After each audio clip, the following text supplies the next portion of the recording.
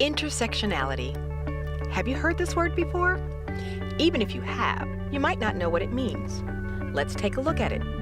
The first part's easy enough. Intersection, a place where things come together.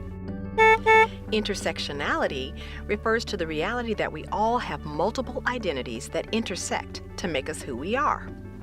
It also gives us a way to talk about oppressions and privileges that overlap and reinforce each other. This term dates back to the 1980s and legal scholar Kimberly Crenshaw. She noticed that we didn't have an effective way to talk about how the experiences of Black women are different from the experiences of Black men and of white women. How? Black women endure both gender discrimination and racial discrimination. Over the last 30 years, scholars, educators, and activists have expanded the use of the word intersectionality to talk about identities beyond race and gender. Let's look at a few examples. Jerry has a disability, and his family lives below the poverty line. He is the oldest of 10, which requires him to do a lot of caregiving, and sometimes keeps him out of school. No one in the school counseling office has talked to Jerry or his parents about his plans for after graduation. He has applied for several jobs, but never gets called back.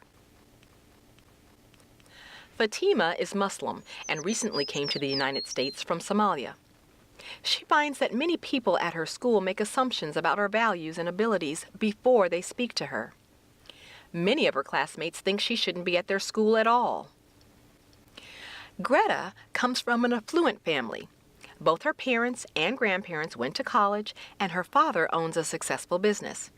She doesn't think about her identity very often, but she does think of herself as someone who will go to college and get a good job once she graduates.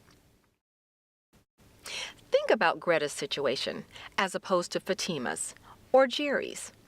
Fatima and Jerry are members of marginalized groups. They don't get to choose whether or not to think about their identities. Greta, on the other hand, can ignore intersectionality if she wants to.